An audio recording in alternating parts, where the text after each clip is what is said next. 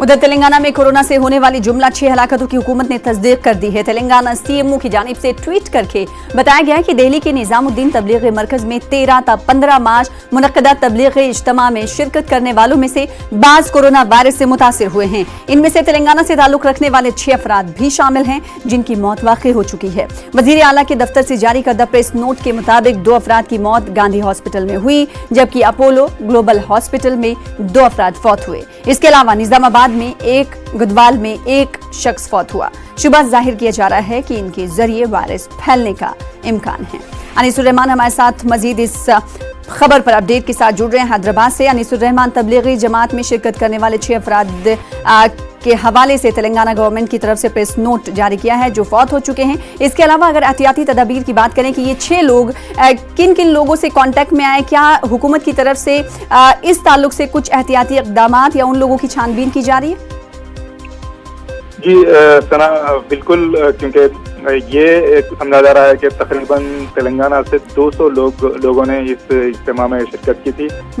ये 200 लोगों के पते दरियाफ्त किए जा रहे हैं और ये इस तरह उन्होंने जो है दिल्ली से तेलंगाना का सफ़र किया, किस ट्रेन में आए, किस डब्बे में उन्होंने जो है सफ़र किया, किस पथ से उन्होंने जो है सफ़र करते हुए रेलवे स्टेशन से अपने गांव को तक जो है पहुंचने की कोशिश की और किन किन लोगों से उन्होंने कांटेक्ट किया, ये सब चीज़ें जो है समझा जा रहा है। कल पुलिस जो है इसी काम में बिजी थी। तो ये जो अमवात हुए हैं, 6 अमवात अभी तक तेलंगाना में हुए हैं, तो ये 6 के 6 का ताल्लुक किसी न किसी तरह दिल्ली के निजामुद्दीन के मरकज से जोड़ा जा रहा है। तो काफ़ी परेशान कुन सूरत हाल है।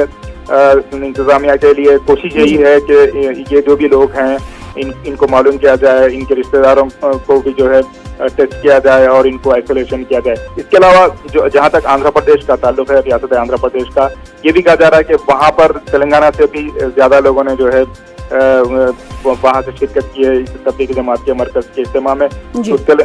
तो आंध्रा में भी यही सूरत हाल है। मालूम किया जा रहा है कि कौन कौन जो है कहाँ से सफर किए हैं और किस तरह से उनको जो है क्वारंटाइन किया जा सकता है। जी, क्या आंध्रा के हवाले से जिन्होंने तबलीगी मरकज के इज्तिमा में शिरकत की थी, क्या उन लोगों की निशानदही हो पाई है या फिर इस ताल्लुक से उन मराकज में शिरकत करने वाले लोग पॉजिटिव पाए गए?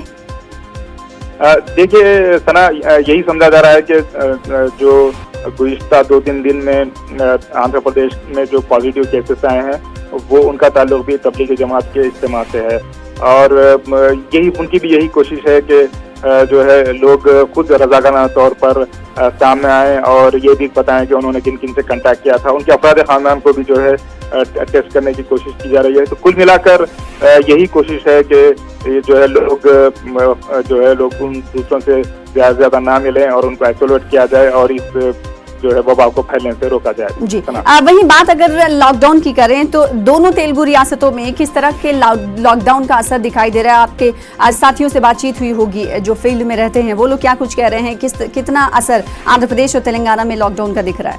अनीस, देखिए सुना, जहाँ तक हैदराबाद की बात है तो हैदराबाद में लॉकडाउन जो है बहुत ही सख्ती से अमल किया जा रहा है।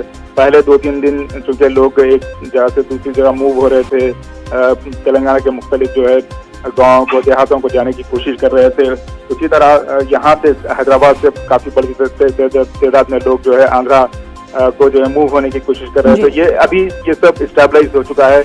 खासतौर पर तेलंगाना के चीफ मिनिस्टर ने इन जो लेबरर्स हैं और जो गैर मुकामी लोग हैं उनको ये यकीन दिलाया है कि उनका पूरा ख्याल रखा जाएगा।